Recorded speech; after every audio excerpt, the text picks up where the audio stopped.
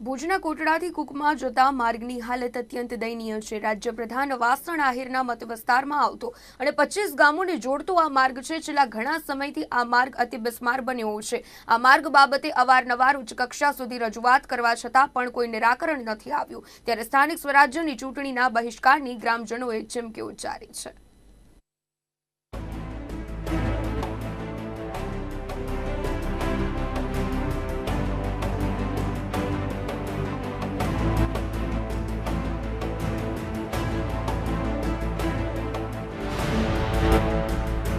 કચ્છ જિલ્લાના હાર્દસમા ભુજ તાલુકાના કોટડાથી કુકુમા વચ્ચેનો રોડ લગભગ 25 ગામોને જોડતો એક મહત્વપૂર્ણ માર્ગ છે, જે અત્યંત બિસ્માર હાલતમાં છે।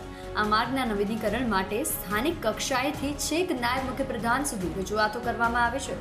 મહત્વની વાત તો એ છે કે અહીંથી ચૂંટાઈને રાજ્યના પ્રધાન બનેલા વાસણભાઈ આહિરના મત વિસ્તારમાં આમ તો આ રોડ દયનીય હાલતમાં છે અને તેમ છતાં તે બાબતે કોઈને પણ કોઈ રસ નથી, જેને લઈ ગામ લોકો નારાજ જોવા મળી રહ્યા છે। સ્થાનિક આગેવાનોએ જિલ્લા પંચાયતના ઉપપ્રમુખ નિયતિબેન પોકાર પર આ રોડમાં ખાયકીના આક્ષેપો પણ કર્યા હતા। આ રોડ ઉપર જ્યારે 7 કરોડ અને 92 લાખ રૂપિયા જો મંજૂર થયેલા હોય તો આ કામ હું છાતી ઠોકીને કહું છું, કોઈ પણ એન્જિનિયર હોય તો 25 વર્ષ સુધી આ રોડ જાય નહીં।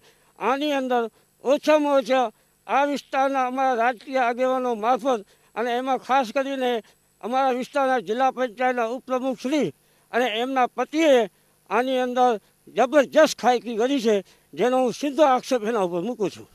આ રોડ ઉપર ટ્રાફિક પુષ્કળ રહે છે અને રોડની ગુણવત્તા છે ને એ હલકી કક્ષાની છે।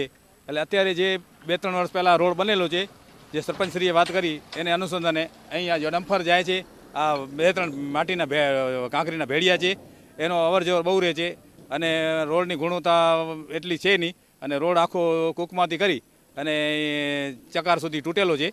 એની મરમ્મત થાય છે તો બીજે 3 દિવસથી રોડની માટી છે એ આઉટસાઇડમાં થઈ જાય છે અને નાના વાહનોને અવારનવાર મુશ્કેલી થાય છે અને નાના અકસ્માતો થાય છે। આ માર્ગ જ્યારથી બન્યો છે ત્યારથી વિવાદોમાં રહ્યો છે, પરંતુ વિવાદોના કારણે નાના વાહન ચાલકોને તેનો ભોગ બનવાનો વારો આવે છે। આ માર્ગ જર્જરિત હાલતમાં હોવાના કારણે નાના મોટા અકસ્માત વારંવાર થતા રહ્યા છે, તો રસ્તો પણ ખરાબ હોવાના કારણે કેટલીક વાર લોકો આ રસ્તા પરથી પસાર થવાનું પણ ટાળે છે। આ રોડ કરોડોના ખર્ચે બન્યો હતો, પરંતુ ભ્રષ્ટાચારના કારણે આજે લોકો અકસ્માતનો ભોગ બની રહ્યા છે। ત્યારે આ માર્ગનું ઝડપથી સમારકામ થાય તેવી સ્થાનિક લોકો અને રાહદારીઓ માંગ કરી રહ્યા છે અને યોગ્ય કાર્યવાહી નહીં થાય તો આગામી સ્થાનિક સ્વરાજ્યની ચૂંટણીનો બહિષ્કાર કરવાની પણ ચીમકી ગામ લોકો આપી રહ્યા છે। આ રોડને ખરેખર જેમ બને તેમ જલ્દી આનું સમારકામ થાય કે જેનાથી આ રોડની અંદર અકસ્માતો જે થાય છે, નાના મોટા અકસ્માતો મેં મારી નજરે જોયેલા છે ને આ જો ન બને તો ખરેખર આ ગામવાસી આચળામાચળા જે 25 ગામો છે એ જો નહીં બને તો આ લોકો માટે આવતી ચૂંટણીની અંદર જિલ્લાની કે તાલુકાની અંદર અમે બહિષ્કાર કરશું એવી અમારી અપેક્ષા છે। કોટડાથી કુકમા જે તે વખતે બનેલો ત્યારે પણ ગુણવત્તા સારી નથી થયેલી અને રોડ સતત તૂટી જ ગયો છે અને આમાં અમે રજૂઆત કરેલી, કંઈક કરી પેચ ભરાય છે પણ પેચ પણ ટકતા નથી। ખરેખર રોડ અતિ તદ્દન ખરાબ છે। અમે સ્થાનિક ધારાસભ્યને સ્થાનિકને રજૂઆત કરેલી છે પણ એ લોકો કહે છે કરી દઈશું, હજી કાંઈ થયો નથી। ખરેખર રોડને આની તાત્કાલિક જરૂર છે। અમારે અહીંયા 25 થી 30 ગામોની વસ્તી ગામડા આવે છે અને દરરોજ અમારે ભુજને 24 કલાક આ રસ્તો ચાલુ છે કે આ રોડ અમારા માટે ખાસ જરૂર છે અને રોડની પેચ કરતાં તદ્દન નવો બનાવવાની અમારી રજૂઆત છે। અમે અમારા મંત્રીશ્રીને રજૂઆત કરેલી છે, એણે હાકારામ તો કીધો છે કે હું કરી દઈશ પણ હજી કાંઈ પરિણામ આવ્યો નથી।